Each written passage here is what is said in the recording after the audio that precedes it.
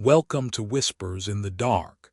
Tonight, we dive deep into the abyss where an ancient, monstrous creature lurks beneath the waters, its eyes gleaming, its presence haunting. Part I, The Forgotten Harbor. The sea always had a way of calling to Samuel. The sound of its waves crashing against the rocky shore, the scent of salt in the air, and the distant howls of seagulls were a constant backdrop to his childhood in Bar Harbor. He grew up in a town where the sea was both a lifeline and a monster, one that gave and took without hesitation.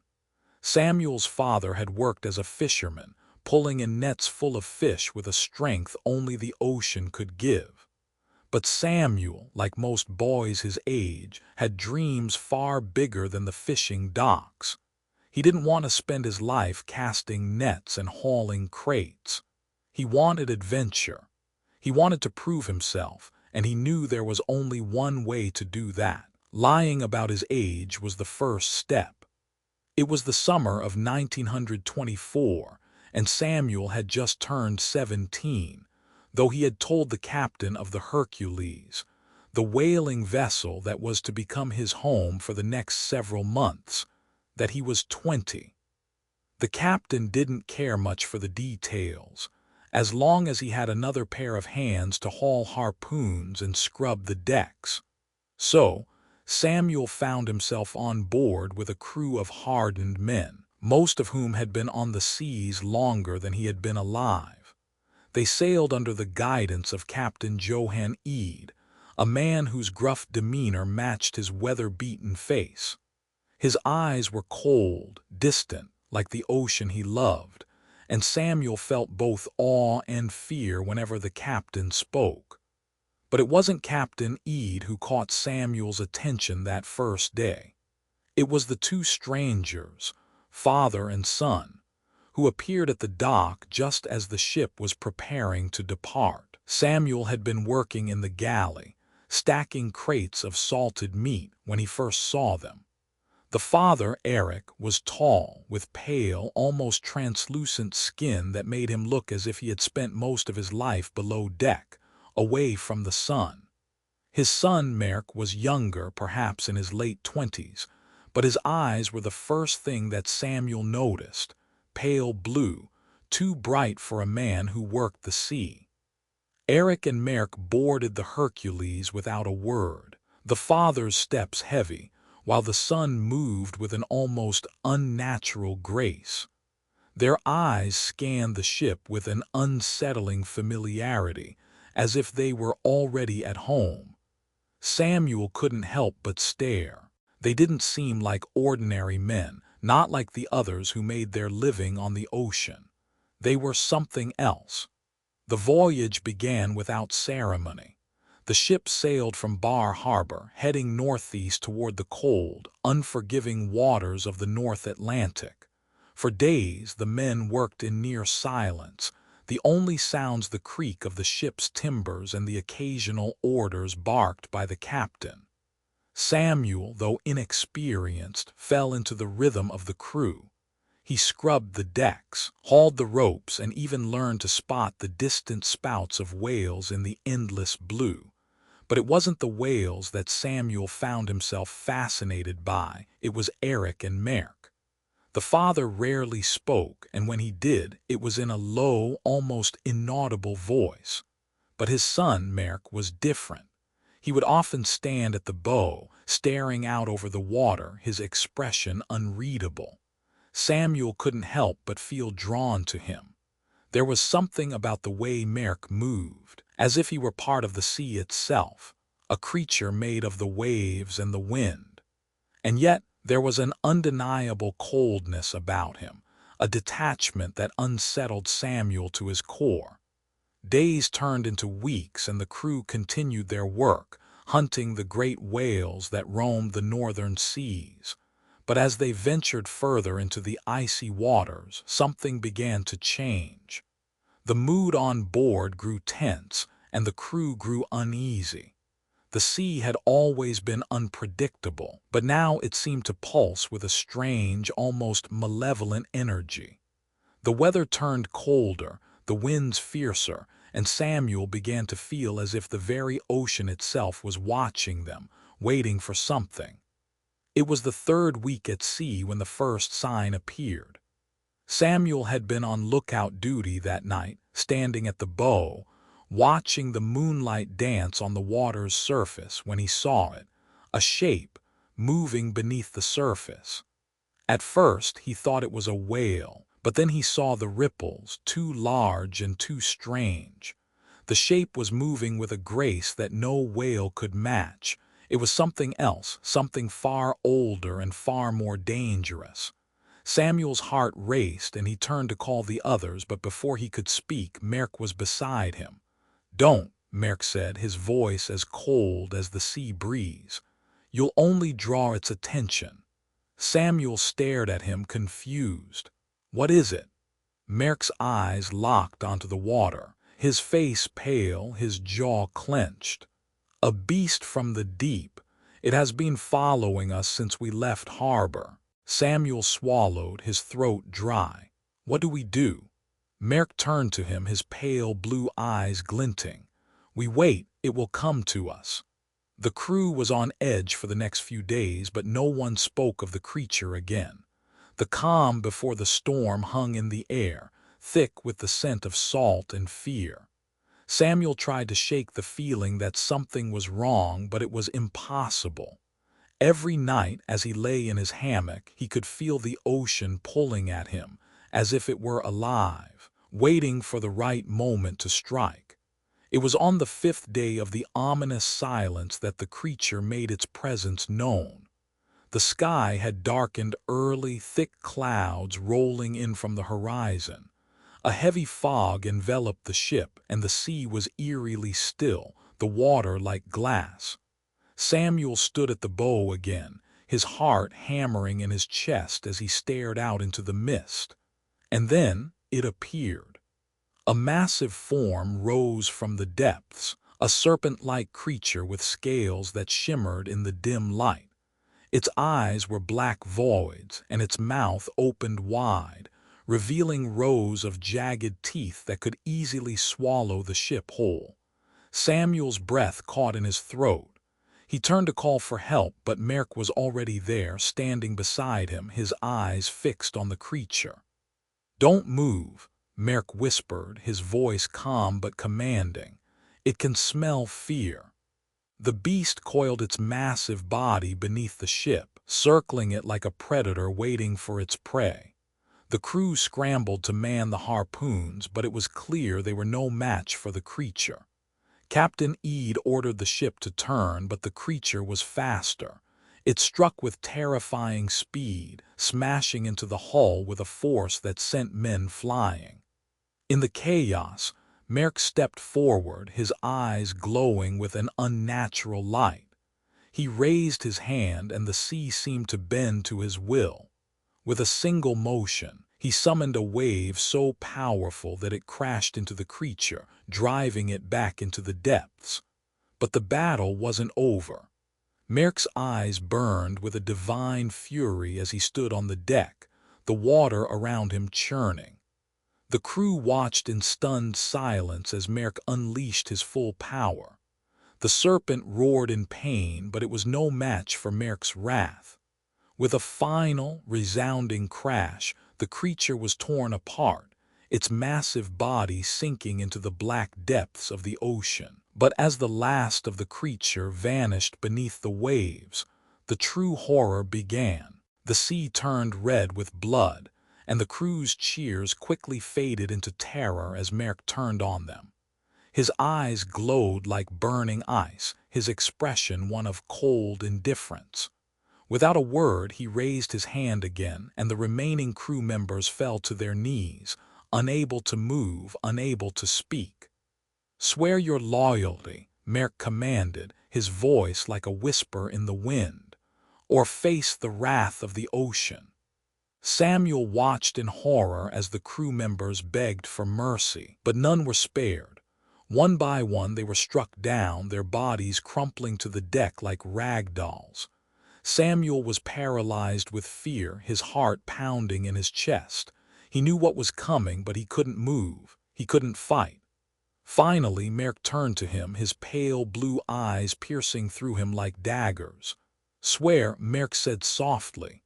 Samuel, his body trembling, dropped to his knees, unable to look him in the eye. "I swear," he whispered. And just like that, he was spared. But the sea had claimed its price, and Samuel knew deep down that he would never escape the wrath of the ocean. Some waters belonged to gods, and he had just sworn loyalty to one. The Hercules sailed on, but for Samuel the true voyage had just begun. The days following the attack passed in a blur, like a fever dream that Samuel couldn't shake. The sea remained calm, almost unnervingly so, as if the creature's death had left the water in a temporary truce.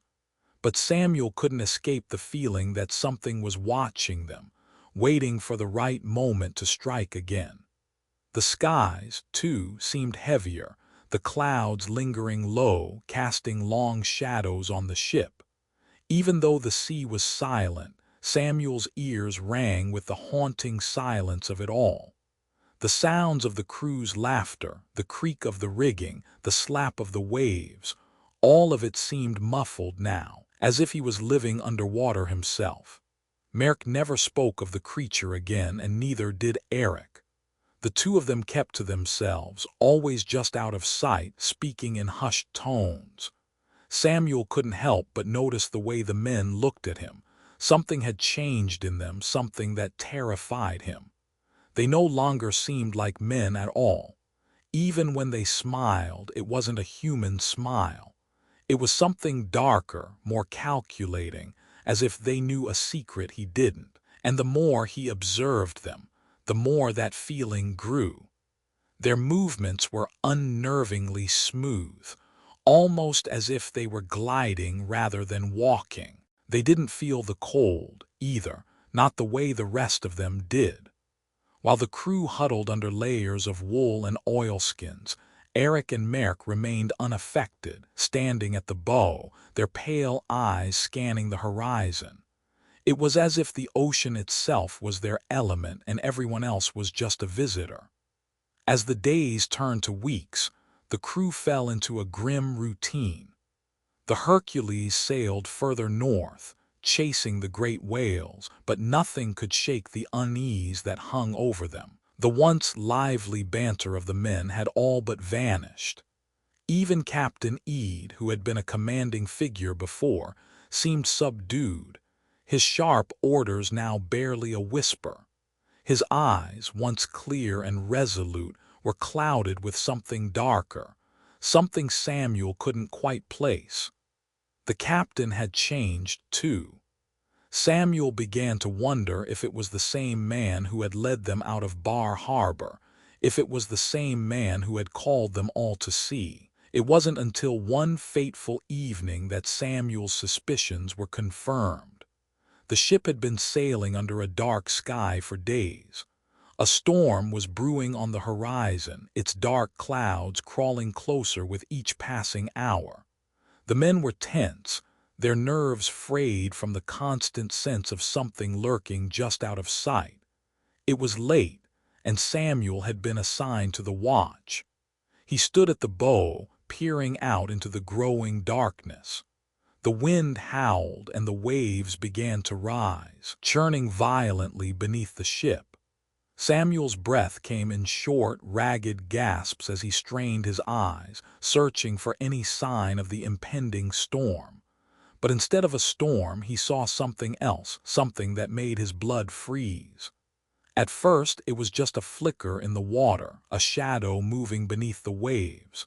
Then it was a ripple, a disturbance in the ocean, too large to be a simple fish or whale. Samuel's heart skipped a beat. His hands trembled as he gripped the railing. The shadow grew larger, and then it appeared, its massive form rising from the depths. The creature was back, but this time it was different. It wasn't the same serpent they had battled weeks ago. This one was larger, more monstrous, its body twisting and coiling like an ancient sea god. Its eyes glowed with an otherworldly light, and its mouth opened wide, revealing rows of sharp, jagged teeth that gleamed in the dim light of the storm. The beast's skin was darker, almost black, and it shimmered with an eerie iridescence, as though it were made of shadows and ink. The ship seemed to tremble under its gaze, as if the ocean itself was alive and angry. Samuel's blood ran cold as the creature moved closer, its body undulating beneath the water. He opened his mouth to shout, to warn the crew, but the words never came. The air around him seemed to thicken, and the silence was unbearable. It was as if time itself had slowed, stretching every second into an eternity. And then, just as quickly as it had appeared, the creature vanished back into the depths, leaving nothing but a dark, rippling wake behind it. Samuel stood frozen in place, his mind racing, his heart pounding in his chest. Was it real? Had he imagined it, or was the beast truly back, as Merk had said? The answer came moments later when Merk appeared at his side. "You saw it too, didn't you?" Merk's voice was low, almost amused as he looked out over the water. His pale eyes glowed with a strange light, and Samuel felt a chill run down his spine. Samuel nodded, unable to speak. His throat felt tight, as if the air itself had been sucked from his lungs. Merk smiled, a slow, knowing grin that sent a shiver of fear through Samuel's body. "It's coming for us," he said softly. "And we're going to let it, because the sea belongs to gods like us." Samuel turned to face him, his mind reeling with questions. But before he could speak, Merk continued, his voice almost a whisper. "The sea is an ancient thing, it remembers, and we are part of it now." Merk turned and walked away, leaving Samuel standing there alone, his mind struggling to process the weight of his words. The ship sailed on, but Samuel could feel it now. He was no longer just a boy on a ship. He had crossed a line, one that could never be undone. The sea had claimed him, and there was no going back. The storm hit the next day. It came without warning, fierce and violent, as if the ocean itself were trying to swallow them whole. The waves crashed against the ship, and the wind howled, tearing at the sails. The men scrambled to secure the rigging, but there was no fighting the storm. It was as if the sea was alive, angry, and determined to take them. And then, just as the storm reached its peak, the creature rose again. This time, it was not just a shadow beneath the water. It was here on the surface, its massive form crashing through the waves. The crew screamed in terror as the beast slammed into the side of the ship, its massive body lurching and writhing with a power that was both terrifying and awe-inspiring. Merk stepped forward, his eyes glowing with that same unearthly light. He raised his hand, and the sea seemed to answer his call. With a single motion, the beast was thrown back into the depths, its body sinking beneath the waves. But the damage was done. The ship was torn apart, and the crew was slaughtered, their screams drowned by the roaring sea. Samuel fought to stay alive, to hold onto something, anything, but the ocean was relentless. The ship was sinking, and the men were gone. Merk was the only one left, his eyes cold and unfeeling as he turned to Samuel, who was kneeling on the deck, gasping for breath. Merk smiled, a twisted, satisfied grin that sent chills through Samuel's body. "You swore an oath," Merk said softly, "and now you belong to the sea." Samuel's heart pounded as he realized the truth. He was no longer a boy of the land. The ocean had claimed him, and there was no escape. He had made a bargain with something ancient, something far beyond human understanding, and it was now his master. The Hercules sank beneath the waves, and Samuel was left alone in the wreckage, a survivor by mere luck, but one who had sworn allegiance to a god of the deep. And as the water closed over him, Samuel understood the first lesson of the deep, The sea was not a place for men. Some waters belonged to gods, and there was no fighting them. They ruled the depths, and they would never let go. From that day forward, Samuel would never be free of the ocean. He was its servant, its sacrifice, and it would haunt him forever.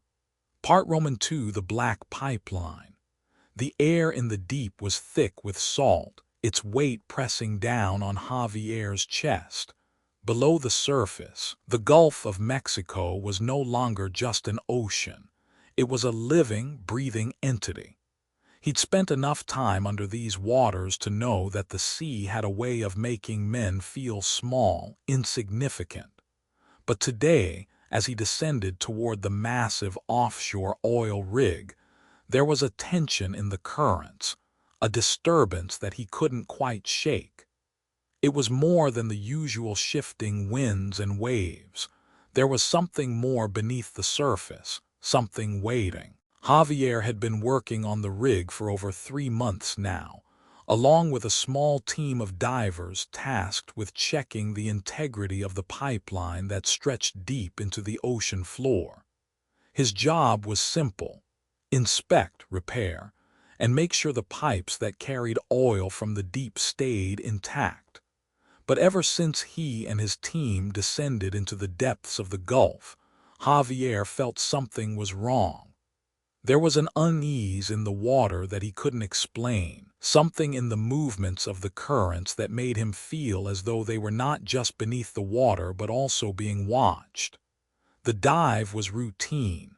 At first, the team geared up, checked their tanks, and descended into the blackness. The depths of the Gulf seemed to stretch on forever, the shadows of the underwater pipes cutting through the dark like the bones of some ancient beast.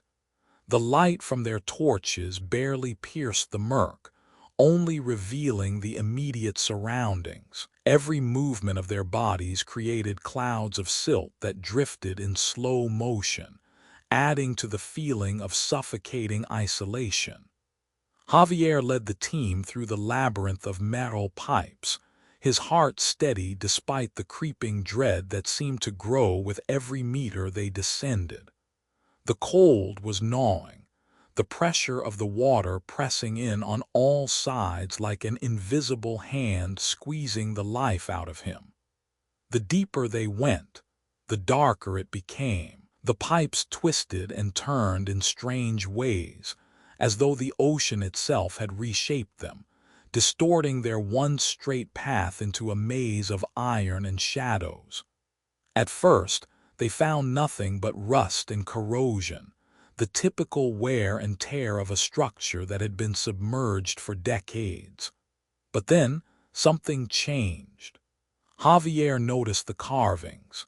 At first, he thought they were just the random markings of the crew who had worked on the pipes years before. But as he examined them more closely, he saw that they weren't just scratches or symbols. It was something older. The carvings seemed to shift as his eyes adjusted to the dim light, forming shapes that made his pulse quicken. There were symbols of creatures, serpents and beasts with too many eyes, limbs twisted in unnatural ways. These were not the markings of men, he realized. These were something else, something that belonged to the deep. "Do you see this?"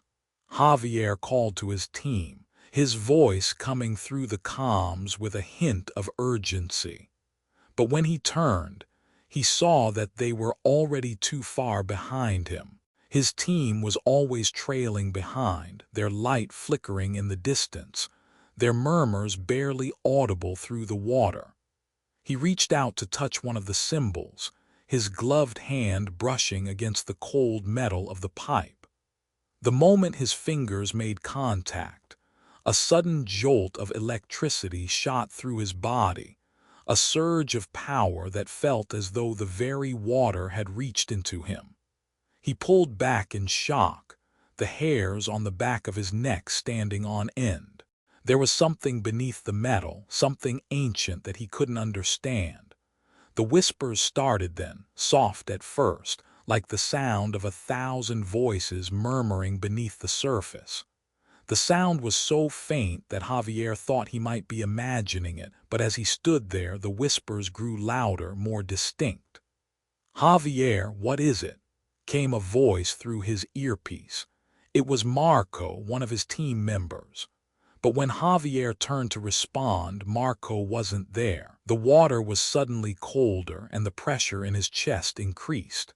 He glanced around in panic, trying to locate his team, but the murky water had swallowed them up. He was alone. The whispers grew louder, now speaking in a language that felt ancient, foreign, and yet hauntingly familiar. Javier's heart began to race as he tried to make sense of it, his thoughts spinning in chaos. The whispers seemed to be calling him, pulling him deeper into the pipes, urging him to follow. "Marco!" He called out again, his voice breaking through the static of his comms, but there was no response. The eerie silence pressed in, suffocating him, making his limbs feel heavy, sluggish. He began to move through the pipes, desperate to find his team. His light flickered as he swam deeper, following the twisting maze of metal, and it wasn't long before he came upon something else, an opening. The tunnel widened, revealing a cavernous space where the water was darker than before, almost black. At the center of the cavern, he saw a faint glow, an eerie, unnatural light that seemed to pulse from the depths below. Javier's breath caught in his throat as he moved closer.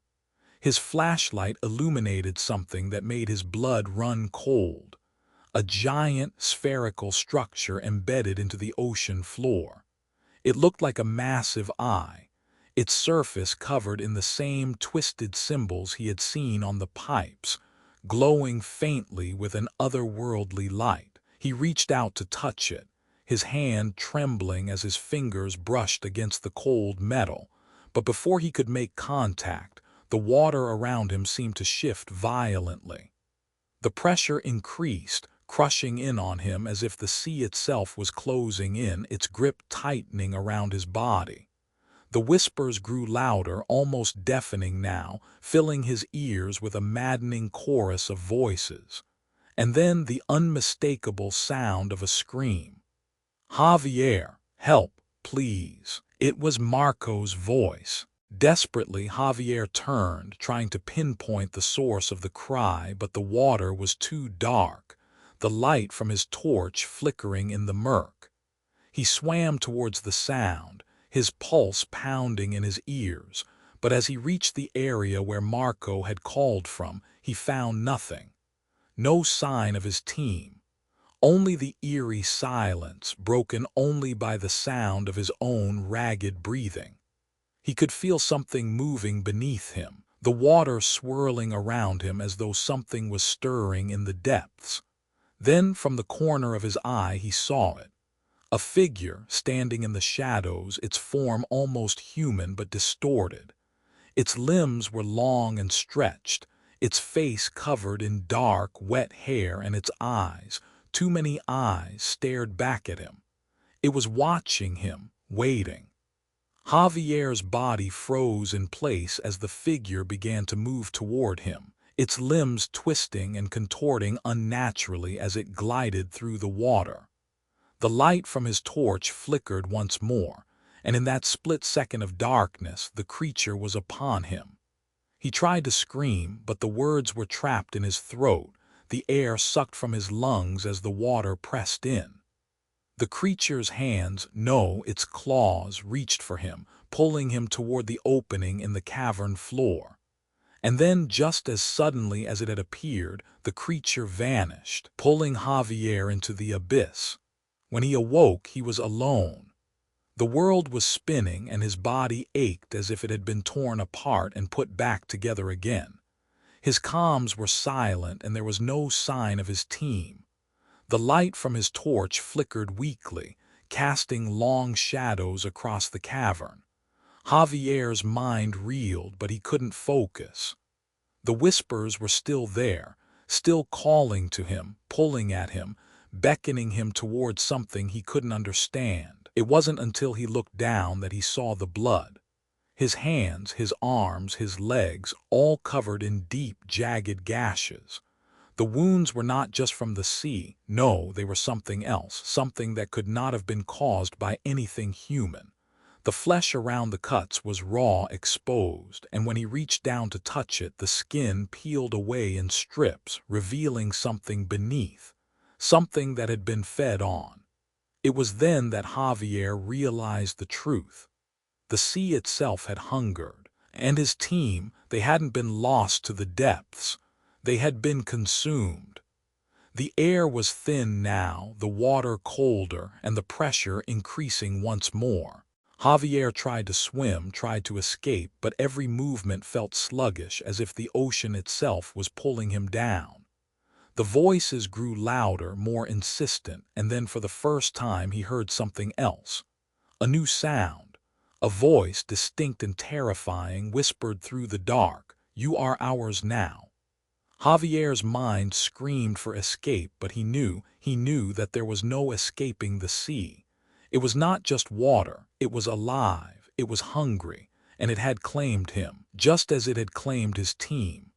The last thing he saw before everything went dark was the opening at the end of the tunnel, a glimmer of light, salvation, or something far worse. He would never know.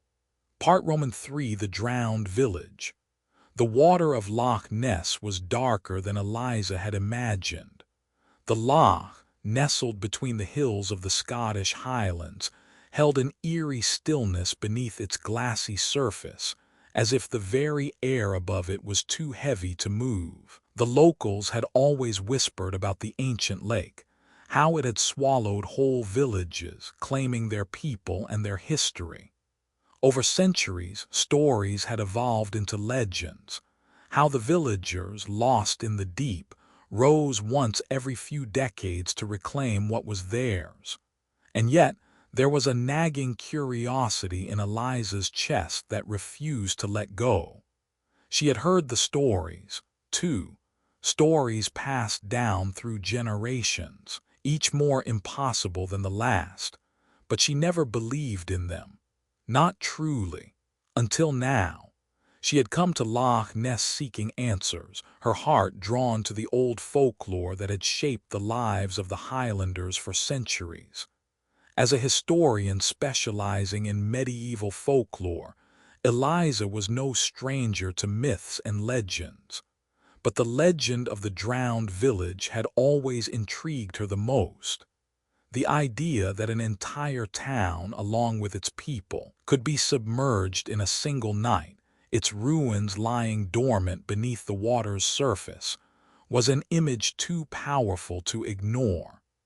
Eliza had come here to uncover the truth, or at least to add another layer to the mystery.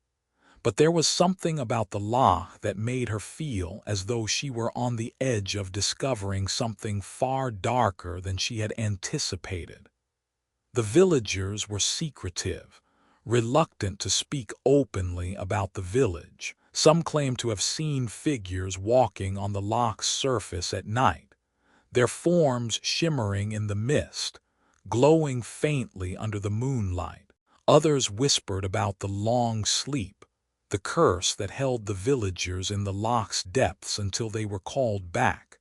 No one could explain why they returned or how the village had vanished. One of the older locals, a man named Malcolm, had told her that every 100 years the village would rise again. The last time, he claimed, had been nearly 30 years ago. Eliza found his words both unsettling and fascinating. She couldn't help but wonder if the time was nearing for the village to reappear, and if there was some truth to the dark tales that had woven themselves into the fabric of Loch Ness history. Determined to find out for herself, Eliza arranged to dive into the loch.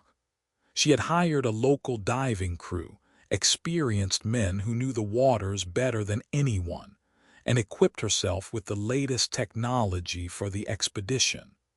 The day of the dive was cold, a thick fog clinging to the loch, giving the place an otherworldly quality. As she prepared her equipment on the shore, Eliza could feel a sense of unease creeping up her spine, like the very lake was watching her. "Ready, Miss Eliza," called one of the divers, his voice cutting through the thick mist. Eliza gave a nervous nod, securing her oxygen tank and pulling her wetsuit tighter. She glanced back at the water, its surface still and uninviting. The loch seemed to stretch endlessly, and yet she had the undeniable feeling that something waited in the depths. With a deep breath, she stepped into the boat, and together with the crew they made their way across the water. The boat sliced through the mist, cutting a path toward the point where the village was rumored to lie. As they neared the area, the fog grew thicker, and Eliza could barely see the shore anymore. She felt a tightness in her chest, a rising sense of foreboding that she couldn't shake. When they reached the dive site, the crew secured the boat, and Eliza descended into the loch, the cold water enveloping her like a tomb. Her breathing became slow and deliberate, her every exhale rising in bubbles to the surface above. The depths of the loch stretched far beyond her vision, but Eliza's torch light cut through the murk, illuminating the shadows and the unknown. The eerie silence underwater was suffocating, broken only by the soft hum of her breathing and the occasional sound of the crew's voices through the comm system. The further she descended, the more she felt as though she were entering a forgotten world, one that had been hidden from man's eyes for centuries. Her torch flickered, casting long shadows over what appeared to be stone walls, smooth, ancient, and weathered by the pressure of the deep. Eliza's heart began to race. Could this be it? Could this be the remains of the drowned village? Her torchlight revealed more details as she swam closer. She could see the outlines of buildings, what looked like houses with low stone walls, their doors and windows still intact, though covered in the silt of the loch. Her breath caught in her throat. This was impossible. The village was real. It had never truly vanished. It had simply been waiting, hidden beneath the water. And then, as if to confirm her worst fears, she saw them. Figures moving inside the houses. Figures that looked human at first, their shapes indistinct but unmistakable. Childlike forms, their pale faces peering out from the darkened windows. Eliza's pulse quickened. She wanted to call out to them, but her voice was swallowed by the water. She swam closer, her heart pounding in her chest. Her eyes were wide, struggling to make sense of what she was seeing. The figures moved inside the houses, their shadows flickering against the dim light of her torch. She could hear faint whispers, muffled and unintelligible, as though the very walls of the houses were speaking to her. She swam towards the house that seemed closest, drawn by some magnetic pull, some ancient force that whispered in the back of her mind. Her eyes were fixed on the figures, and she couldn't look away. The water felt colder now, an unnatural chill creeping into her bones. As she approached the house, she could see the figures more clearly, no longer childlike but bloated, their faces swollen and discolored, their eyes lifeless and sunken. Her heart skipped a beat as she realized the truth. These were not people. These were corpses, drowned, bloated by the water, and animated by some force that she could not comprehend. The loch had given them life, or perhaps it had taken their lives and bound them to the depths forever. She recoiled, but before she could turn and swim back to the surface, something grabbed her leg. She spun, her torchlight flashing across the water, but there was nothing there. Only the cold, oppressive darkness of the loch. The whispering grew louder, a chorus of voices that seemed to rise from the very depths of the village. Eliza's heart raced, her breath coming in sharp gasps as she tried to free herself from the grasp. Her legs thrashed in the water, but the grip was unrelenting. And then from the corner of her eye she saw it, a figure rising from the house. It was larger than the others, its form more defined. Its face was skeletal, its body covered in seaweed and the remnants of long-dead flesh. Its eyes, black and hollow, fixed on her with a gaze that felt as though it could pierce through her very soul. The figure reached out, its hand long and twisted, like something from a nightmare, and Eliza felt her body go numb. She couldn't move, couldn't breathe.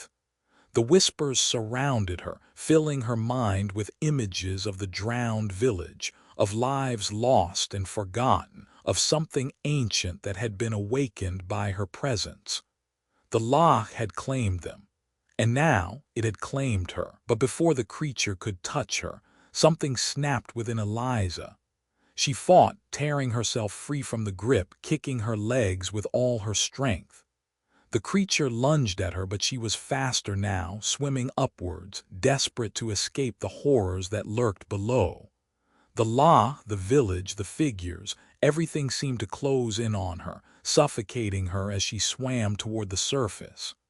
Her air was running low, the pressure building in her chest, but she couldn't stop. She had to get out. She had to leave. The surface of the water broke with a gasp as Eliza's head emerged, her body trembling with fear, cold, and the weight of what she had seen. The crew pulled her back into the boat, her body shaking uncontrollably, her eyes wide with terror.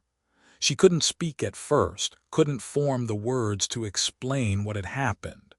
But she didn't need to. They could see it in her eyes. They could hear it in the silence that followed, in the sound of the loch that seemed to whisper its secrets to those brave enough or foolish enough to listen. Eliza knew the truth now. The drowned village was real.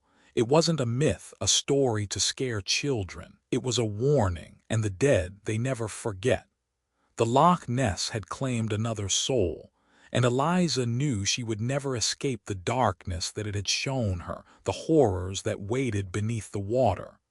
The dead had risen, and the loch had given them life.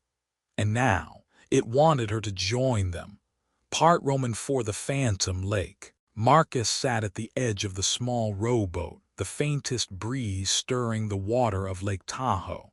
It was late autumn, the trees that lined the shore bursting with shades of orange and gold. But it was the water that held his attention. It had always held his attention. For most of his life, Marcus had sought peace in this place, this lake, ever since he had returned from the war. The stillness of the water, the weight of its silence, had always been a comfort to him, a place to think, to reflect, to forget. The lake was vast, stretching out as far as the eye could see, its surface smooth like glass, undisturbed by the world beyond. But today something felt different. Something was wrong. The air was thick, the sun dimmed by a cloud that seemed to hang unnaturally low on the horizon.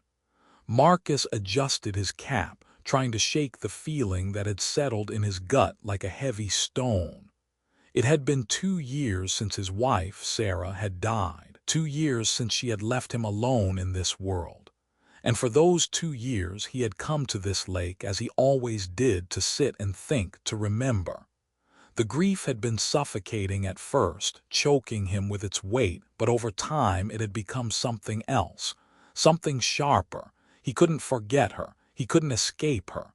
She was everywhere, lingering in the air, in the trees, in the water. Marcus, her voice whispered in the back of his mind, the same voice he had heard 1,000 times before, the one that had comforted him, the one that had soothed his nightmares. But today, as he sat there, it wasn't the voice in his head, it was something else. At first it was a shift in the air, an unnatural stillness. The boat rocked gently and Marcus glanced around, his heart picking up its pace. The mist seemed to roll in suddenly, thick and impenetrable. The fog swallowed the shore, obscuring everything beyond it, until the lake felt like it was contained in its own dark, shrouded world. Marcus frowned. He hadn't expected fog this thick. It wasn't even time for the seasonal fogs to roll in, at least not this early. He reached for the oars, preparing to row back to shore, but as his hands gripped the handles, he froze. There, just at the edge of the fog, he saw her. Her figure was ghostly, almost translucent, her face glowing faintly as if lit by the moonlight that had long since vanished behind the thick veil of mist. "Sarah! Marcus!"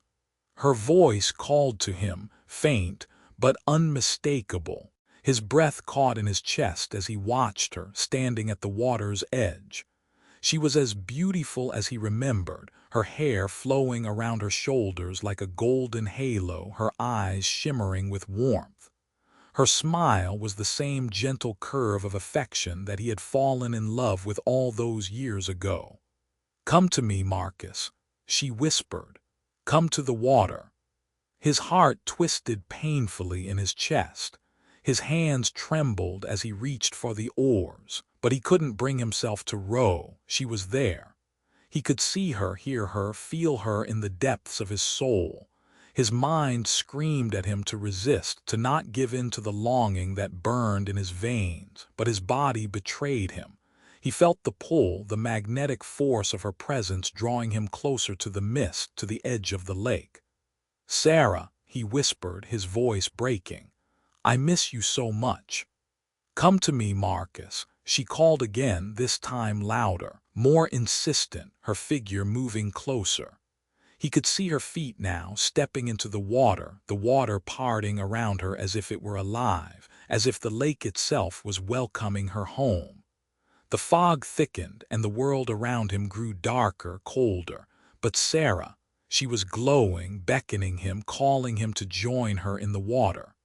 He stood, stumbling over his own feet, the weight of his grief overwhelming him. He felt as though his body were moving on its own, as though he were not in control. She was here, she was real, she had come back for him. "Sarah," he whispered again, this time with a sense of desperation, his hands reaching out toward her. The boat rocked harder now, as if the lake itself was shifting beneath him, the water rising as though to greet Sarah's presence. And then, just as his fingers grazed the surface of the water, something inside him stopped. A sudden, gut-wrenching feeling of dread slammed into him, and he froze. The water rippled unnaturally, as though something beneath the surface was moving, shifting, waiting. He blinked, and in that brief moment of confusion, Sarah's form seemed to distort, her features melting, blurring into something else. The smile, once so loving, twisted into something grotesque, a wide, unnatural grin that stretched too far, too wide. Her eyes, those eyes that had once held so much warmth, were now black voids, empty and endless. "Sarah," Marcus choked, his voice trembling.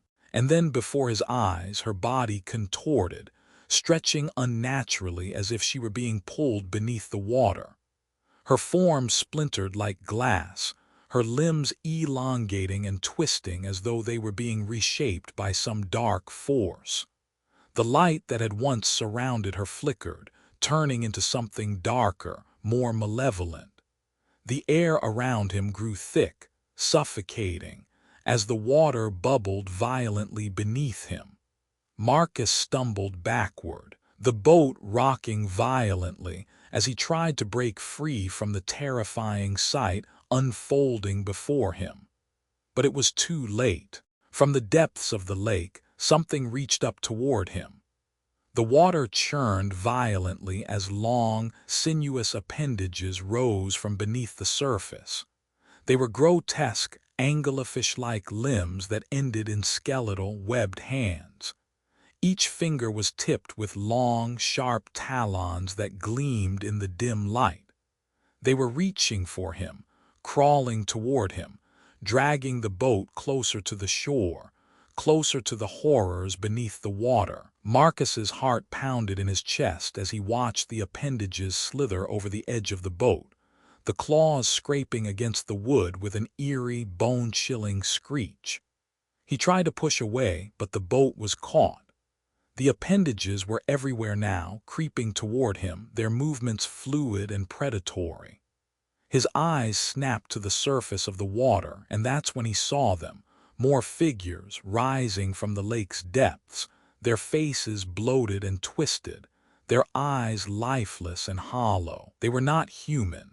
They were corpses animated by the dark force that ruled the lake, their bodies stretched and distorted by the weight of the water. They reached for him with their elongated arms, their mouths opening wide, showing rows of sharp, jagged teeth. Sarah's form was no longer the loving wife he remembered. She had become something else, something monstrous, something that belonged to the water. She had been the first, but she wasn't the only one. The lake had claimed them all, binding them to its depths. Marcus screamed, but his voice was drowned out by the horrifying sound of the water, the gurgling of the creatures below, and the shrieking laughter that seemed to rise from the depths. The boat rocked harder, and Marcus felt the cold, clammy fingers of the creatures as they dragged him toward the edge of the water, toward their waiting jaws. He fought, desperately kicking and thrashing, but the water seemed to pull him down, the weight of the lake dragging him deeper. His breath came in short, ragged gasps, the cold water choking him, filling his lungs. And then, just as he thought he could hold on no longer, the darkness consumed him. The last thing Marcus remembered was the cold, suffocating grip of the water and the sound of Sarah's voice, no longer a whisper but a guttural, terrible laugh. When he awoke, the lake had let him go. But he was not the same. The memories of what he had seen, of the monstrous creatures that had risen from the depths, would haunt him forever. The lake had taken his wife, and it had taken his soul. He could never escape the terror that lingered beneath the water, the creatures that waited for anyone foolish enough to come near. Marcus never returned to Lake Tahoe. The nightmares followed him, haunting his every step, dragging him back to the water that had consumed everything he loved. And the lake, with its ancient hunger, waited for the next soul to call to its depths. For grief, when weaponized, becomes a dark force, one that the lake feeds on. And Marcus was only the beginning, part V carnival of the drowned. The smell of decay was the first thing that hit Rochelle when she arrived in New Orleans. It clung to the air, thick and pungent, like something long dead left to rot in the damp heat.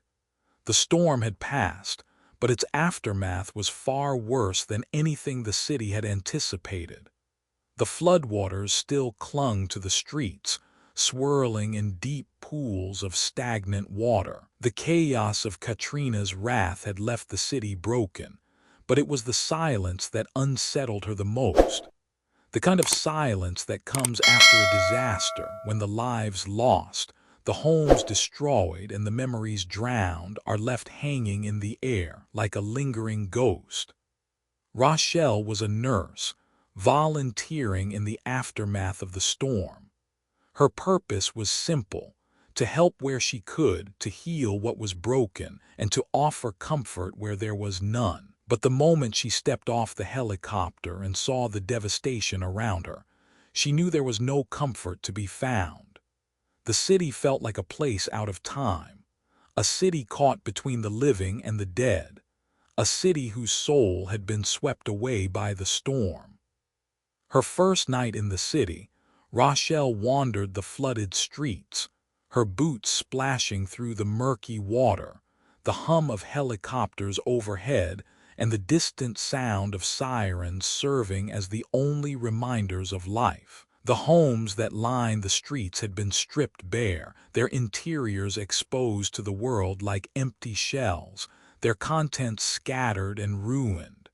But it was the streets themselves that called to her. The water had not just flooded the city, it had consumed it. And something about the water felt wrong, like it was holding onto memories, like it was holding onto something more. She had heard stories from the locals, their tales of the drowned, of how the spirits of those lost in the flood would rise and walk the streets, cursed to relive the tragedy for eternity. They spoke in whispers, their eyes haunted by the thought of it, but Rochelle had dismissed them as superstition. After all, she was a nurse, a woman of science, and she didn't believe in ghosts or spirits. But as she ventured deeper into the city, she began to hear it. The music. It was faint at first, carried on the wind, the sound of brass instruments and drums, the unmistakable sound of a Mardi Gras parade. But the parade should have ended long ago. The streets were flooded, the floats destroyed, and the crowd scattered. Yet the music continued, echoing through the desolation like an ancient memory. Curious and unsettled, Rochelle followed the sound, moving through the flooded streets toward the source. It wasn't long before she saw them, the floats. But they were unlike any floats she had ever seen before. These were not the colorful, jubilant floats of Mardi Gras with their bright costumes and smiling faces.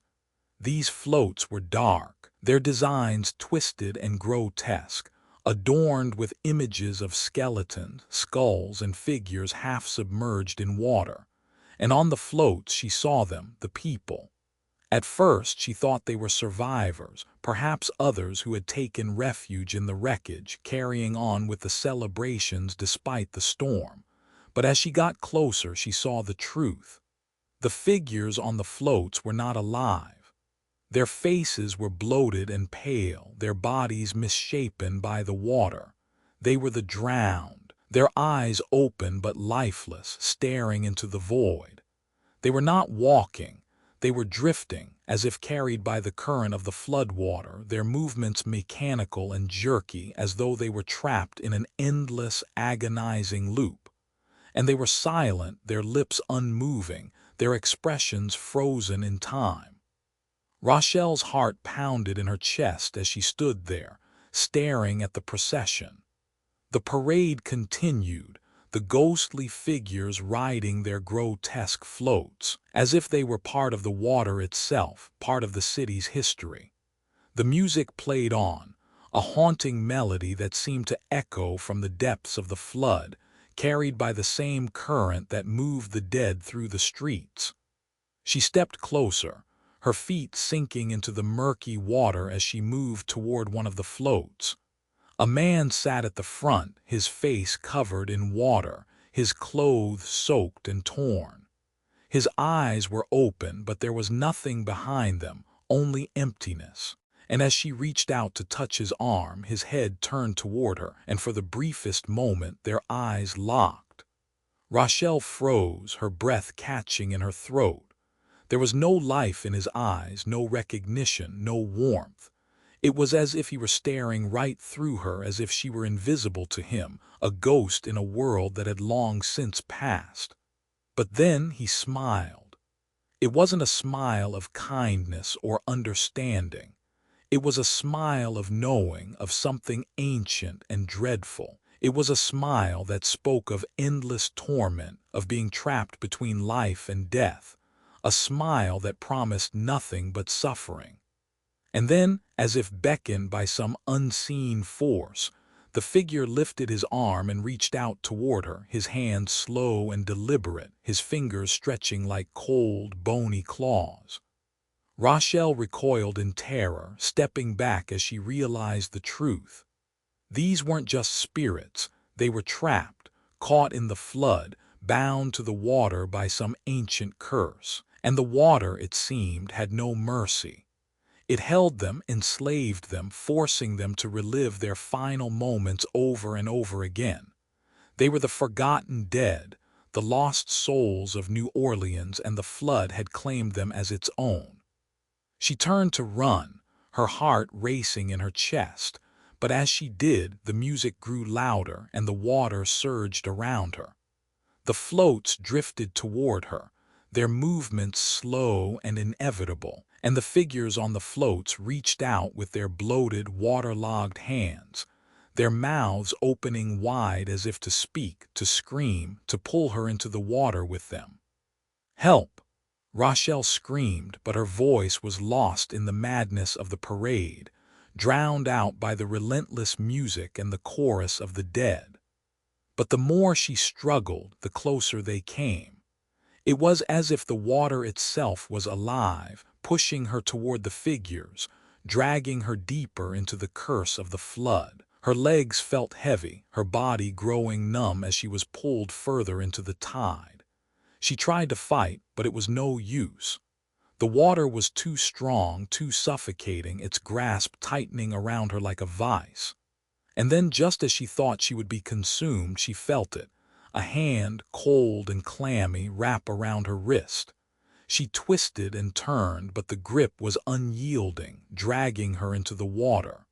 Her head dipped below the surface, and for a moment everything went dark. The last thing she saw before the darkness consumed her was the parade, the endless procession of the drowned, their faces staring down at her with the same hollow, lifeless gaze. And in the distance, the music played on, the beat of the drums echoing like the pulse of the water itself, a rhythm that had no end. Rochelle awoke on the shore, her body drenched, her lungs gasping for air. The water had receded, but the music still lingered in her ears, the sound of the parade haunting her, echoing through her mind. She lay there, shaking, the weight of what she had seen pressing down on her chest like a heavy stone. But when she looked around, she saw the truth. The parade was over, the streets were empty, the floats had disappeared, and the dead, the drowned, had returned to their watery graves, except for one. As she stood to leave, her eyes fell on the last float, half submerged in the water, the figure sitting at the front staring at her. It wasn't smiling anymore, but its eyes, those eyes, were fixed on her, unblinking, filled with an emptiness that reached into her very soul. And she knew. The water had not finished with her. It never would. The parade was not over. It would rise again. And Rochelle, like the others before her, would be part of it forever. The flood had claimed them all, and it would never let them go. Part VI Beneath the Golden Gate. The ferry rocked gently on the dark waters of San Francisco Bay, its engines a soft hum against the vastness of the night. Daniel stood at the helm, his eyes scanning the horizon, where the fog wrapped itself around the Golden Gate Bridge like a shroud. The city behind him glittered in the distance, but here, beneath the bridge, the world felt different. The air was thick, heavy with the salt of the sea and the weight of memories long buried. He'd been operating ferries for over 10 years, shuttling passengers back and forth across the bay. But every time the ferry neared the bridge, a strange unease settled over him. He couldn't explain it. There was just something about the Golden Gate that felt wrong. The bridge, majestic and imposing, always seemed to loom over him, casting its long shadow across the water as if it were watching, waiting. And the stories had always haunted him. Stories of the suicides, the people who jumped from the bridge, leaving behind nothing but a fleeting scream and a desperate fall into the blackened waters below. But those stories weren't the ones that unsettled Daniel. It was the stories that came afterward, the ones the police didn't talk about, the ones the city tried to bury. Some said the souls of those who took their lives from the bridge never left the bay. They said they gathered in the water beneath the bridge where they waited, trapped between life and death, bound to the cold depths by the weight of their despair. Daniel had heard the rumors, but he had never believed them, not until now. It was a quiet evening, the fog rolling in thick and heavy, wrapping the bay in an eerie silence. The ferry was nearly empty, just a few passengers scattered across the deck. Daniel had already made his rounds, collecting tickets, checking the gauges, and adjusting the speed. But something in the air tonight felt different. The fog felt thicker, more oppressive. He leaned against the helm, staring out into the mist, his thoughts drifting as they often did. He had seen it all: depression, broken hearts, shattered lives. His job as a ferry operator gave him a front-row seat to the misery that plagued the city. He had heard people talk about the Golden Gate Bridge as if it were some kind of cursed monument, but he had never truly believed it. People killed themselves in cities all the time, didn't they? The world was full of sadness. But then that night it began. It started slowly, just a flicker of light beneath the water. At first, he thought it was a trick of the fog or the reflection of the bridge lights dancing on the waves. But as he stared into the darkness below, he saw it again. A faint glow, a pulse of light beneath the surface of the water. It moved, twisting and shifting as though it had a life of its own. Daniel's breath caught in his throat. He was used to the dark waters of the bay.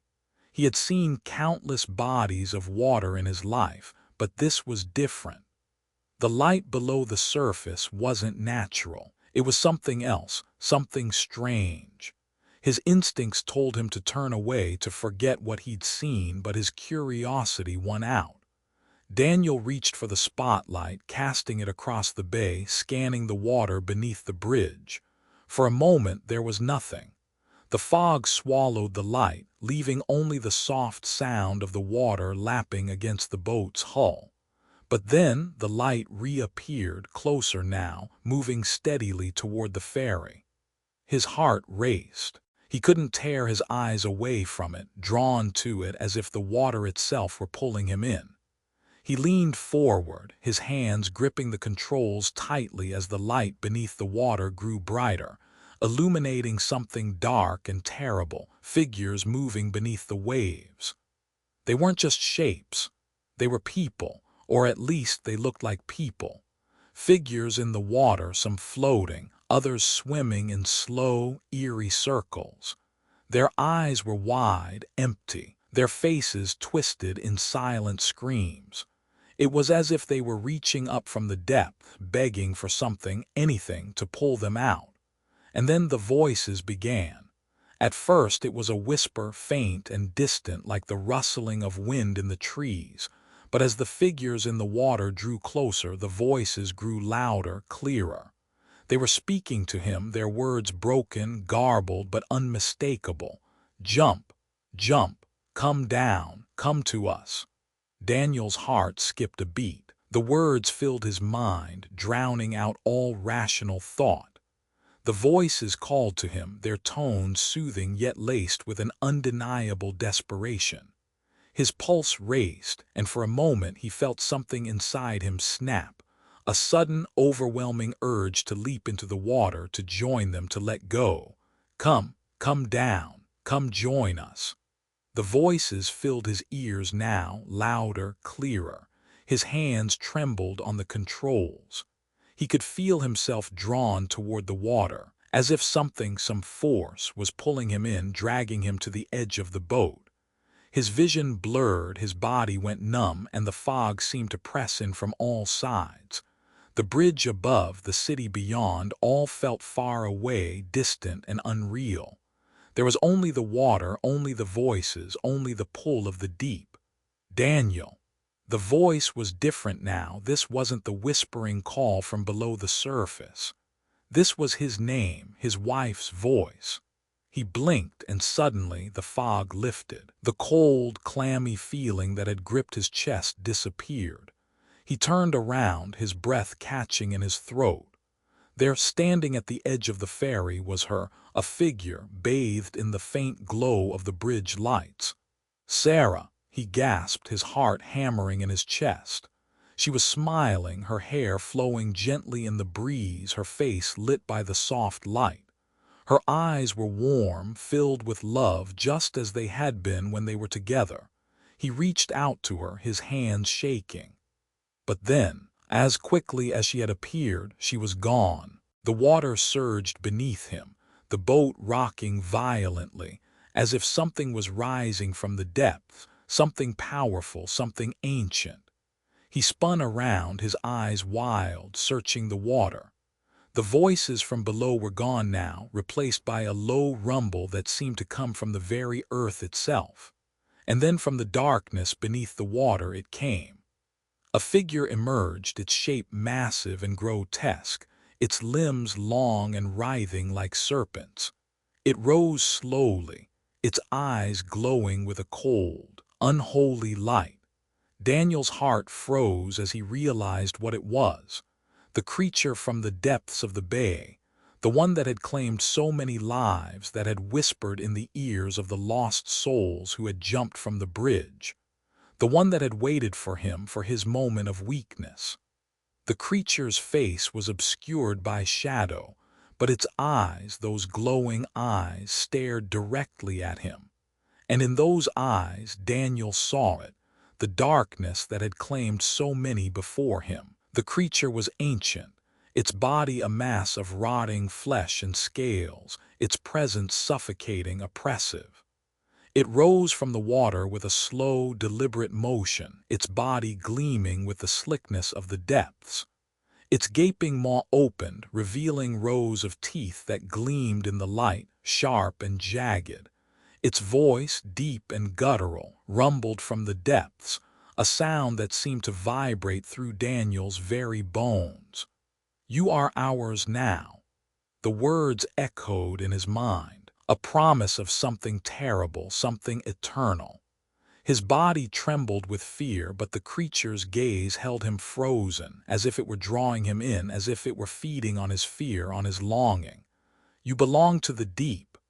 Daniel's knees buckled and he fell to the deck, unable to move, unable to look away from the creature. The weight of despair settled over him, a crushing burden that stole the air from his lungs. His mind swam in confusion, in terror, but there was no escape. The bridge, the water, the city, everything felt distant, like a dream fading into oblivion. The creature's eyes burned into him, its presence overwhelming, until Daniel felt the world around him tilt. He was falling into the abyss beneath the water, his body weightless and limp as the darkness of the bay swallowed him whole. And as he sank, he heard it, the faintest whisper, like a distant memory, lingering in his mind. "Come to us." Daniel never surfaced. The bay claimed him, just as it had claimed so many others before him. And beneath the Golden Gate Bridge, the creature waited, hungry for the next soul that would come to the edge and hear the call of the water. The lure of despair was endless, and the bridge was its doorway. Part Roman 7, the island that wasn't there. Harper had always been drawn to the skies. There was something almost divine about the vast expanse above, a feeling of freedom, of limitless possibility. But that evening, as her small plane cut through the clouds over the Bermuda Triangle, a different kind of feeling crept over her, one she had never experienced before. The air was thick and oppressive, the sky above a brooding shade of gray. The winds had picked up as she flew deeper into the heart of the triangle, and she could feel the tension in her stomach, the instinctive warning that something was wrong. The radio crackled with static, and no matter how many times she adjusted the controls, she couldn't shake the sense of unease settling in her bones. The Bermuda Triangle, a region steeped in mystery, known for the ships and planes that had vanished without a trace, swallowed by the vast ocean without so much as a whisper. Harper had always been skeptical, dismissing the tales of strange disappearances as nothing more than superstition. But tonight, as her plane was tossed about by unseen forces, even her logical mind began to question the validity of those stories. "Just another storm," she muttered to herself, her voice barely audible above the hum of the engine. But as the storm intensified, so did her sense of dread. The clouds thickened, swirling around her plane in a frenzy, the visibility dropping to nearly nothing. She had flown through rough weather before, but this felt different. The storm wasn't just a force of nature. It felt like something was actively guiding it, something malevolent, something alive. A sudden jolt shook the plane, and Harper's heart skipped a beat. She fought the controls, trying to regain stability, but it was no use. The turbulence was relentless. A flash of lightning lit up the sky, blinding her for a moment, and in that split second of white light she saw it. An island. It appeared suddenly, impossibly, in the midst of the storm, its jagged cliffs rising from the water as if the earth itself had willed it into existence. Harper's breath caught in her throat. The island wasn't on any chart, no coordinates, no trace of it in any navigational database. It shouldn't have been there. And yet there it was, an imposing silhouette against the tempestuous backdrop. With no other options, Harper steered the plane toward the island, her hands shaking as she fought to keep control. The storm was too strong. The winds howled as if they were coming from the very depths of the earth, and with another violent gust, her plane began to spiral downward. The last thing Harper remembered was the ground rushing up to meet her. Harper awoke with a sharp gasp, the smell of salt and wet earth filling her nostrils. Her head throbbed and her body ached, but she could still feel the tremors of adrenaline coursing through her veins. She was alive somehow, and the crash hadn't killed her, though it had nearly torn her apart. Her plane, a mangled wreckage of twisted metal and broken wings, lay half-submerged on the rocky shore of the mysterious island. The storm had passed, the skies above now clear, though a suffocating fog hung thick in the air, clinging to the shoreline like a veil of secrecy. The island loomed before her, silent and still, its jagged cliffs stretching high into the sky. There was something unnatural about the place, something that made her skin crawl. Harper's mind raced. She needed to find help, she needed to know where she was, and most of all, she needed to get out of this place. As she struggled to stand, she saw the others. At first, they appeared as shadows against the mist, figures emerging from the trees and rocks like ghosts. But they were real survivors. 4 of them in total, scattered around the wreckage of her plane, their expressions dazed, confused, and haunted. "Are you all right?" Harper called to them, her voice hoarse, her words heavy with disbelief. One of the men, a tall, disheveled figure with a graying beard, looked up at her. His face was weathered and tired, and his eyes held the hollowed look of someone who had seen too much. "I'm fine," he muttered, his voice trembling, "but you shouldn't be here." Harper furrowed her brow. "What do you mean, where are we?" The man didn't answer immediately. Instead, he stared out at the island as if waiting for something. A deep, unsettling silence settled between them, and Harper felt the hairs on the back of her neck stand on end. Something wasn't right. She could feel it in her bones. "None of us should be here," the man said finally, his voice low and laced with fear. "This island, it's not what it seems. It doesn't belong on any map, and it doesn't want us here." Harper's heart skipped a beat. "What are you talking about?" But before he could answer, the other survivors began to speak, their voices filled with equal parts fear and confusion. "It was the same for us," a young woman said, her eyes wide with panic. "We crashed here too, my plane. It just vanished. One minute we were flying, and the next," she paused, her voice faltering, "we woke up here." The third survivor, a middle-aged man with a limp, nodded grimly. "We've been here for weeks. We've tried everything, shouted for help, sent signals, but there's no one out there. The island, it's alive, it moves. Sometimes it's here, sometimes it's gone, but it never leaves, it's waiting." Harper's stomach churned. What were they talking about? How could an island be alive? But the fear in their eyes, the desperation in their voices, it was too real to ignore. "The island's alive," the man with the beard repeated, his eyes wild. "It rises and sinks at will. You can't escape it. You can't get off it. It feeds on us, on our hope, on our desperation." Harper shook her head, disbelief and confusion flooding her mind. "This doesn't make sense. We're not." "You will be," the woman interrupted, her voice shaking. "You will be part of it. It won't let you leave. None of us will ever leave." Harper's thoughts swirled. There had to be some explanation for this. Some rational explanation. But as she looked around at the survivors, she saw that they were all staring at her as if they knew something she didn't.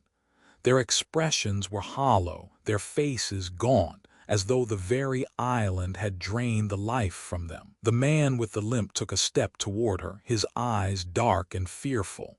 "It calls to you," he whispered. "The island calls to you when you're alone, when you're vulnerable. It feeds on the fear, the despair. It's a predator." Harper's heart pounded in her chest. She turned to look at the island, at the jagged cliffs rising from the mist, and in that moment she felt it, the pull. The island seemed to beckon her, as if it were calling her name. The sense of dread grew stronger with every passing second, pressing in on her like a vice. Before she could react, the ground beneath her feet trembled. The earth shifted, and the island seemed to shift with it, as if it were a living creature, its form bending and changing as it rose and sank, just as the man had described. The survivors scattered, shouting in panic, but Harper couldn't move. Her feet felt like they were cemented to the ground, her body frozen in place as the island seemed to pulse around her. She saw the other survivors running toward the trees, but the island had already claimed them. Suddenly she heard it, the low, haunting hum, the pulse of the island reverberating beneath her feet.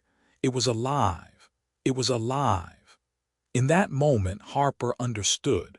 The island wasn't a place, it was a creature, a predator that had lived in the Bermuda Triangle for centuries, feeding on the souls of those unlucky enough to find it. It had claimed the others before her, and now it was coming for her. She turned, desperate to run, but it was too late. The island was rising, swallowing everything around her. The ground split open, the trees uprooted as the earth shifted beneath her. The island was feeding on the fear, on the despair, on the hopelessness of the trapped souls. It was feeding on them, and now it was feeding on her. Harper felt the island's grip tighten around her, pulling her deeper into its core. There was no escape. The island had claimed her, and in the depths of the Bermuda Triangle, the island waited, its hunger never sated, its prey never escaping. Nature was a predator, and survival was an illusion. Part Roman 8, the lighthouse of bones. The Faroe Islands were not kind to those who came unprepared. They sat perched on the edge of the North Atlantic, their jagged cliffs rising sharply from the sea, their winds howling through the rocks like forgotten spirits. The weather was unpredictable, shifting from calm to violent with little warning. And it was here, in this stark and unforgiving place, that Ingrid found herself alone. She had never intended to become the keeper of the lighthouse. It had always been her father's job, a duty he had taken on after his father and his father before him. The lighthouse had stood there, perched on the edge of the world for generations, its light a constant beacon in the stormy seas, guiding ships safely to shore. Her father had loved it, even with the isolation, the relentless winds, and the ever-present threat of the sea. But when he died, suddenly, violently, there was no one left to take his place. And so Ingrid had returned to the island, to the lighthouse, to fulfill the duty that her family had carried for so long. At first, she had found comfort in the routine of it, the steady rhythm of lighting the lamp, maintaining the machinery, watching the endless waves crash against the cliffs below. But as the days turned into weeks, and then into months, A strange feeling began to settle over her. The lighthouse, once a place of refuge, began to feel suffocating. It was as though the walls themselves were closing in, pressing against her, whispering in the winds that howled through the cracks in the stone. The storms had grown worse. The seas had grown more unpredictable, more violent. The wrecks that washed ashore were not like the ones her father had described. They weren't just ships caught in the storm. They were different.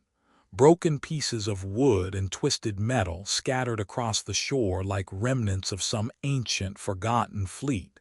And with them came the bodies. At first, it had been one or two bodies washed up by the tide. Sailors who had fallen victim to the sea, their faces contorted in expressions of terror or pain.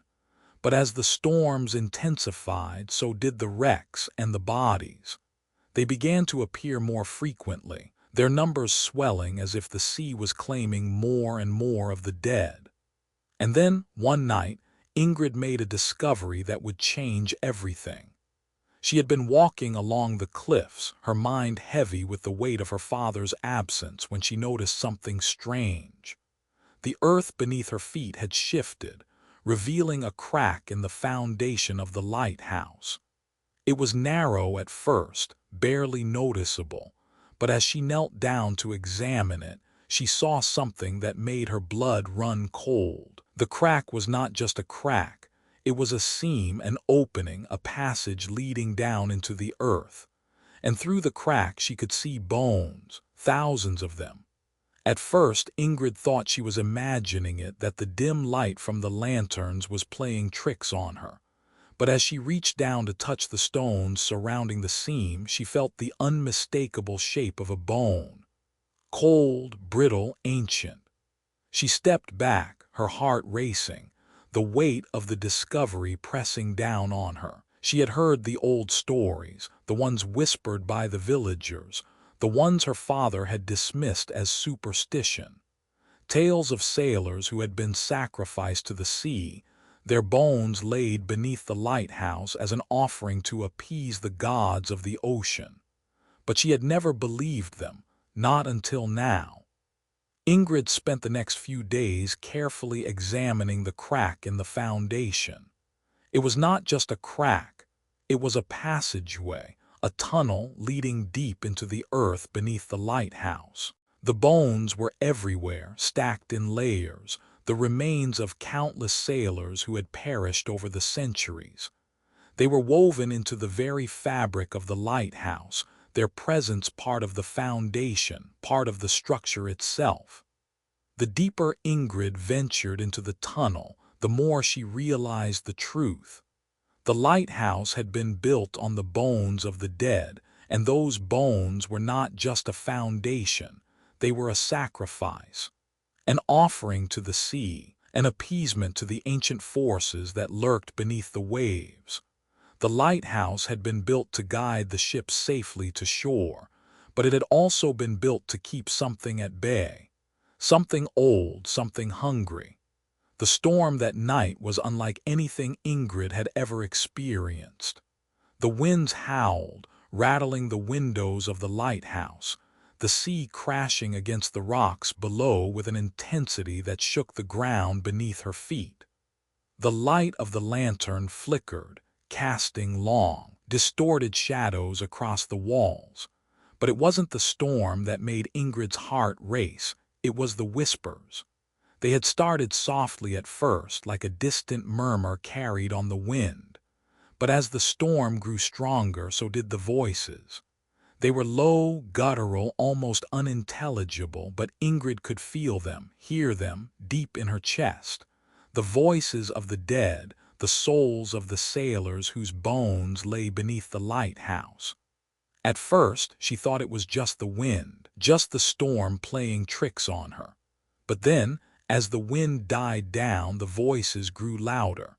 They were coming from below, from the foundation of the lighthouse, from the very earth itself.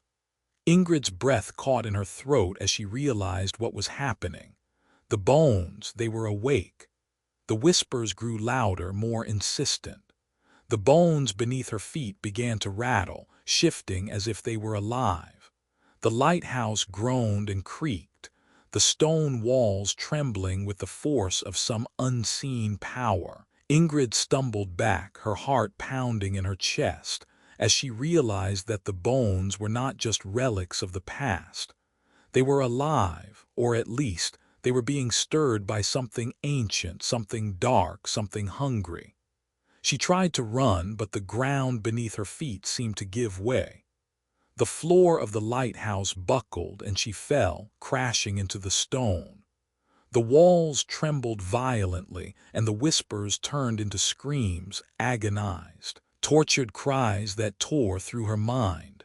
The bones, once still and silent, were now alive with movement, crawling up the walls, reaching for her, dragging themselves toward her. "No!" she screamed, but her voice was lost in the chaos. The air grew thick, suffocating as the bones began to rise, pulling themselves out of the ground, twisting and turning like snakes. They were alive, and they were coming for her. Ingrid tried to crawl toward the door, but the floor beneath her seemed to shift and writhe. The bones rising up around her, grabbing at her limbs, pulling her back into the darkness.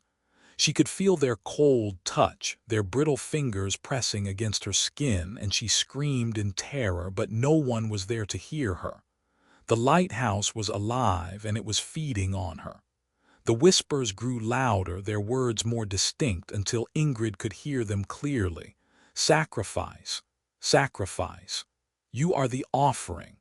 In the darkness, the lighthouse swallowed her whole. The last thing Ingrid saw before the darkness closed in was the bones, the thousands of bones, rising from the depths of the earth, reaching for her.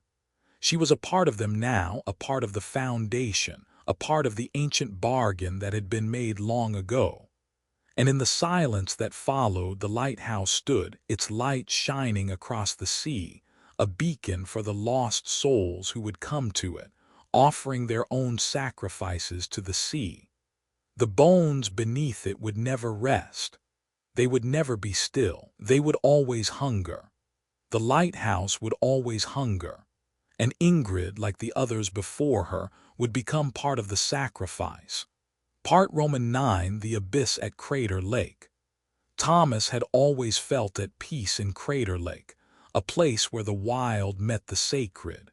He had worked as a park ranger there for nearly 5 years, watching over the pristine waters and ancient forests, guiding hikers, and ensuring the park's untamed beauty remained undisturbed. There was something calming about the lake, the deep blue water, the towering cliffs surrounding it, the sense of stillness that seemed to settle into the soul. It was a place that felt untouched by time, as if the world had forgotten about it, leaving it to be a silent witness to the passing centuries. But lately, something had been stirring within the lake, something that broke the serenity he had always taken for granted. It started with whispers from the locals, rumors, half-heard tales of glowing figures seen moving across the lake at night, ghostly shapes that seemed to walk on the water's surface. At first, Thomas dismissed it as superstition. After all, Crater Lake was a place steeped in legend, its very creation rooted in an ancient volcanic eruption that formed the caldera, leaving behind a body of water that had been a source of mystery for generations. But as the reports grew more frequent, Thomas couldn't ignore them. A sense of unease began to seep into the edges of his thoughts. He had seen the lake in all its forms, calm, stormy, misty, but this felt different. There was a darkness to it now, an unsettling energy that hovered just beneath the surface. The quiet whispers he had once brushed aside now seemed to echo in his ears. One crisp autumn evening, as the sun dipped low behind the jagged peaks, Thomas stood alone on the edge of the lake, the dense woods surrounding him silent, save for the occasional rustling of leaves in the wind. His flashlight flickered as he scanned the water, his breath rising in the cool air. He had seen it again that night. One of the figures, glowing faintly as it moved along the surface of the water, its shape both human and otherworldly. He couldn't explain it, but he felt an undeniable pull toward the lake, an irresistible compulsion to understand what lay beneath. The figure had appeared at the far end of the lake, its eerie light dancing across the water as if it were calling him. Thomas had followed it for hours, through the thick forest that lined the shoreline, feeling the weight of something unseen pressing down on him. The air was heavy with tension, the forest unnaturally quiet, as if the world around him held its breath. When he reached the water's edge, he felt a coldness seep into his bones, more chilling than the autumn air should have been. The glow was still there, faint but steady, moving just below the surface. He waded into the water, the cold biting at his legs, his breath hitching in his chest as he tried to make sense of what he was seeing. The light seemed to pulse in rhythm with his own heartbeat, an unnerving connection between him and whatever was lying just beneath the surface. As the glow intensified, something in the water began to shift, slowly, deliberately. At first, Thomas thought it was the reflection of the trees, the play of light on the lake's rippling surface. But as he watched, the shapes beneath the water became clearer, no longer shadows or reflections but forms, dark, hulking shapes that seemed to move of their own accord. Thomas's pulse quickened, and a knot of fear twisted in his stomach. The water was alive, alive in a way he couldn't begin to understand. As he stepped back, the figures rose from the depths, their forms emerging from the water as if they were walking out of it. The glow that had first seemed so ethereal now became hauntingly real, illuminating the figures' outlines. They were cloaked in what appeared to be human skin, their bodies tall and thin, their limbs elongated. Their faces were featureless, smooth and pale as if their features had been wiped clean, and their eyes, dark, empty sockets, stared back at him, unblinking as they emerged from the water like some twisted version of humanity. Thomas's heart pounded in his chest, his breath shallow and ragged as he backed away, his mind reeling. These figures were not of this world. They weren't human. They were something else, something that had crawled out of the abyss. And they were coming toward him, their feet moving silently across the surface of the water, as if gravity itself had no power over them. As they approached the shore, the water around them began to writhe, as if the lake itself were alive, shifting beneath their feet. Thomas's legs trembled, his mind screaming at him to run, but his body refused to obey. He was rooted to the spot, his feet sinking into the earth as the figures came closer, their presence suffocating, their gaze heavy with an ancient hunger. "Help!" The word escaped his lips, a breathless whisper, but there was no one to hear him. The creatures had no need for words. They were drawn to him as if his presence, his fear, had called them forth. He could feel their coldness radiating toward him, a coldness deeper than the lake, colder than death itself. One of the figures reached out, its long, bony fingers stretching toward him. Thomas flinched as the cold touch brushed his arm, and in that moment he saw it, the fissure in the earth, the dark opening beneath the water, the portal that led to something far darker. It wasn't just the lake that was alive. It was the land itself, the earth beneath his feet, a part of the ancient power that had been here long before he ever set foot in this place.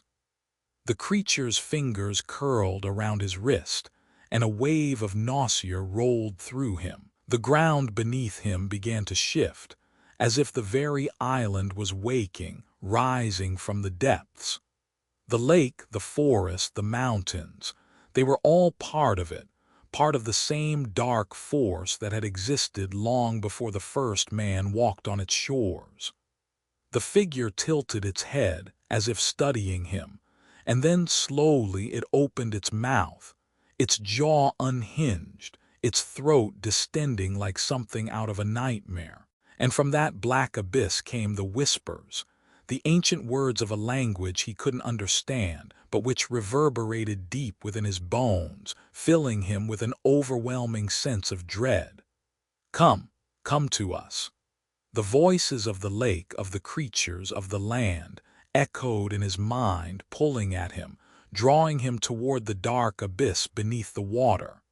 He struggled, pulling against the figure's grasp, but the more he fought, the stronger its hold became. It was as if the lake itself had claimed him, its cold, watery tendrils wrapping around his mind and soul, dragging him into the depths. In that moment, Thomas realized the truth. This was not a place of sanctuary. Crater Lake was not a park, not a destination for hikers and tourists. It was a place of darkness, a place of ancient power, a place where the boundaries between life and death, between the earth and the abyss, were thin. The lake had always been here, waiting, watching, feeding on the souls of those who wandered too close. The creatures, the figures, they were not new. They had been here before, and they would be here again. Crater Lake was not just a body of water. It was a doorway, a gateway to something older, something darker, something that was not meant to be disturbed. And as Thomas was pulled into the water, as the cold depths closed in around him, he understood. His survival had been an illusion. The park, the visitors, the ranger duties, everything had been part of a much larger, more terrifying cycle. The lake was alive, and nature, in its purest form, was a predator. There was no escape, no safety. The earth itself was hungry, and those who ventured too close would always be consumed. The whispers continued as he sank deeper, the figures watching him from the surface, their hollow eyes filled with an eternal hunger. And in the silence of the depths, Thomas realized that he had become part of it, another soul claimed by the abyss, another offering to the ancient power beneath Crater Lake. As the darkness closed in, the lake swallowed him whole, and the creatures rose, ready to claim the next victim. In the quiet stillness, Crater Lake waited for the next fool to step too close to the edge, to open the door to the abyss once more. Part X: The Last Voyage. Helena had always felt a strange connection to the ocean. As a marine biologist, she had dedicated her life to studying its creatures, its wonders and its mysteries. The whales had always fascinated her most, their immense size and intelligence, their quiet majesty as they glided through the water like ancient gods. She had spent years working off the coast of Alaska, studying the migration patterns of these gentle giants, charting their journeys and learning from their silent, graceful movements. But what she had never expected, what no one could have prepared her for, was the storm. It came out of nowhere, like a beast rising from the deep. Helena and her crew had been out on the water, their research vessel cutting through the still, cold waters of the Bering Sea when the skies had darkened without warning. One moment the world was calm, the wind barely a whisper, the waters serene, and the next it was as though the ocean itself had begun to churn with rage. The air thickened, heavy with the scent of salt and something darker, something primal. The clouds gathered, swirling overhead, and a low rumble echoed through the ship, as though the earth itself had groaned in displeasure. Helena had felt the shift immediately, her instincts telling her that something was wrong. She'd seen storms before, countless storms. She knew the sea, knew how it could change in an instant, but this was different. There was a power here, something ancient and unforgiving, something that defied nature itself. Her crew had tried to remain calm, securing the equipment, readying the ship, but there was an unease in the air, a tension that none of them could ignore. The ship groaned beneath them, the hull straining against the rising waves. And then there was the roar. It was unlike any sound she had ever heard, a deafening, bone-shaking bellow that seemed to reverberate through the very bones of the earth. It echoed across the water, carrying with it a primal force that rattled their teeth, that made their skin crawl with terror. The roar was not from any whale she had ever encountered. It was a sound from something older, something more terrible. The ship lurched violently, and Helena was thrown against the side of the deck. The wind howled and the waves grew higher, their crests crashing over the side of the ship. But it wasn't the storm that made her stomach churn, it was the sound. It was as if the ocean itself had come alive, answering the call of some god-beast from the depths, a creature too vast and powerful to be contained by the world above. "Helena, get below deck!" Her first mate, Ryan, shouted over the storm, but there was no need. She wasn't listening to him anymore, she had already seen it. The creature emerged from the depths, rising slowly, impossibly from the blackened water.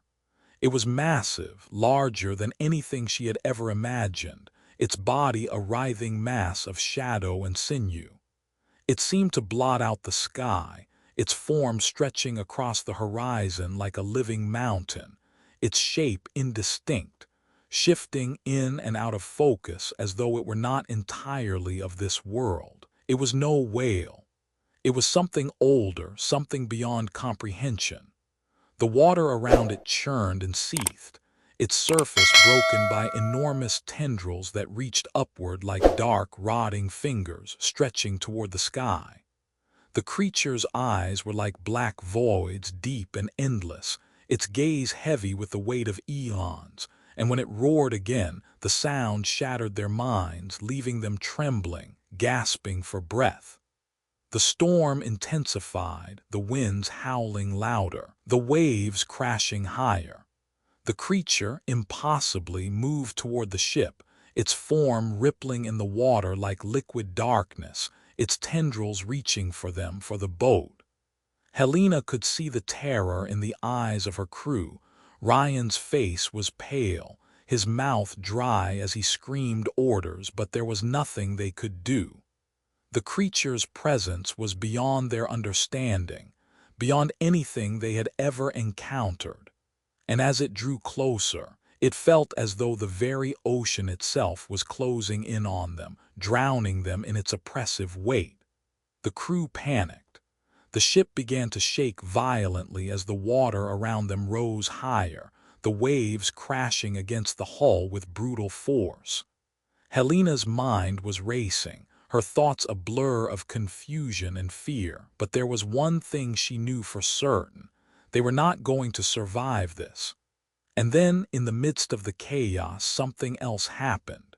The crew began to jump. It started with one of the younger researchers, a woman named Claire, who screamed and bolted toward the edge of the ship, her eyes wide with terror. Before anyone could stop her, she leaped into the water, her body disappearing into the darkness below. Ryan tried to reach for her, but he was too late. The creature's tendrils shot forward with terrifying speed, wrapping around her, pulling her into the abyss. And then it happened again, and again. One by one, the crew members jumped, their faces twisted in madness, their eyes empty of reason, as if the creature had somehow taken control of their minds. They leaped into the water willingly, drawn by an unseen force, as though they were being summoned by the creature itself. Helena stood frozen, unable to move, unable to comprehend what was happening. She felt the pull too, the temptation to surrender, to give in to the dark, beckoning call of the depths. It was a call to something ancient, something deep within the core of the earth, and she could feel it tugging at her soul. The creature, the god-beast, was calling them all into its embrace, to be consumed, to be swallowed by the void. She didn't know why she didn't jump. Perhaps it was because she was a scientist, a rational mind trapped in a world that defied logic. Perhaps it was because some part of her still clung to the belief that there was a way out, that there had to be a way to survive. But as the last of her crew leaped into the water and the creature's monstrous form loomed above them, Helena realized the truth. This was it, the end. The creature's roar filled the air once more, deafening her, and she felt her knees buckle beneath her. The ship rocked violently again, as if the very world was being torn apart. And then the tendrils of the beast reached for her, their cold, slimy tips brushing against her skin. Helena stumbled backward, her mind spinning with panic. She had to escape. She had to survive, but there was nowhere to go. The beast was everywhere. It was the ocean, it was the sky, it was the very air she breathed. And in the end there was no escape. The last thing Helena saw before she lost consciousness was the creature's eyes, endless and black, staring down at her with a cold, indifferent gaze. She felt herself being pulled into the water, the cold depths swallowing her whole. The ocean had claimed them all. When Helena awoke, she was alone. The storm had passed, the waves had calmed. The ship was gone, shattered by the beast's grip, its broken pieces scattered across the now quiet sea. The water around her was still, the surface calm and smooth as glass. But the air was thick with something else, something unnameable, and Helena knew that nothing would ever be the same. She could feel it in her bones. The creature had left her alive, but it had claimed her. It had claimed them all. The god-beast of the depths, the one that had risen from the blackened waters, had shown her the truth. Mankind was insignificant, a mere speck in the grand, cosmic design. The earth itself had its own hunger, its own power, and no matter how far we reached, no matter how hard we tried to tame the world around us, we were powerless against it. She could hear the whispers now, the ones that had driven her crew to madness, to jump into the abyss. The whispers of something ancient, something vast, something that would never be satisfied. The ocean had claimed them. The ocean would claim her. And as the silence of the sea wrapped itself around her, Helena understood the true meaning of cosmic horror. There was no escape. There was only the endless, unyielding hunger of the deep. The series of stories we've shared, each set against a backdrop of eerie, supernatural forces, touches on an unsettling truth about our existence. We are small, fragile, and often powerless in the face of a vast, uncaring universe. From haunted waters and ghostly figures to ancient gods rising from the depths, these tales explore how human beings are at the mercy of forces much larger than themselves. Whether it's the creatures beneath the water, the cursed lands that trap us, or the unseen powers that control our fates, the common thread is clear. Nature and the universe itself is a predatory force, feeding on our fears, our weaknesses, and our very souls. These stories, in their most terrifying moments, reveal the deep-rooted anxiety we all share, the fear of the unknown, the fear of losing control, and the fear of being insignificant in the grand scheme of things. But they also speak to a powerful theme of survival. In each story, we see how the characters struggle against the overwhelming force that seeks to consume them. Some survive, but at what cost? Others fall victim to the darkness that claims them, their souls lost to the abyss. Through their experiences, we are reminded of the importance of understanding the limits of human power and the necessity of confronting our deepest fears. The struggle between humanity and nature is eternal, and the odds are never in our favor. But what remains is our choice, to fight, to survive, or to succumb. In this journey through the supernatural, we are shown that life, just like the eerie forces that haunt these stories, is full of unpredictability. We face unseen dangers in our everyday lives, uncertainties, obstacles, and emotional battles that often feel beyond our control. But the lesson here is that our survival depends not on controlling everything around us, but on how we face the things that seek to overwhelm us. We are constantly being tested by forces larger than ourselves. How we choose to respond, whether through courage or surrender, shapes our lives and our futures. Life lesson. The true lesson that can be drawn from these stories is the importance of resilience, the ability to keep going despite overwhelming odds. Just as the characters in these stories face impossible circumstances, dark creatures, cursed lands, and endless storms, they must summon inner strength to survive. In our own lives, we face struggles that may seem insurmountable at times, whether it's personal hardships, societal challenges, or existential doubts. But the key to overcoming these challenges is not in controlling everything around us, but in choosing how we respond. Like the survivors in these tales, we too must confront our fears, learn to navigate the unknown, and accept that there will always be things beyond our control. Our strength lies not in avoiding these forces, but in our courage to face them head-on, knowing that even in the face of the unknown, we are capable of survival and growth. As you reflect on these stories, I'd love to hear your thoughts. What do you think about the themes of survival, fear, and humanity's place in the universe? How do you relate these themes to your own life? Please share your perspectives in the comments below. Your thoughts could offer valuable insights for everyone to consider. If you found these stories compelling and thought-provoking, don't forget to subscribe to the channel. Your support means the world to me, and it motivates me to create more engaging, captivating content. By subscribing Whispers in the Dark, you help ensure that we can continue this journey together, exploring the unknown, confronting the shadows, and diving deeper into the mysteries of the world around us. Thank you for being part of this community, and I look forward to sharing more with you in the future.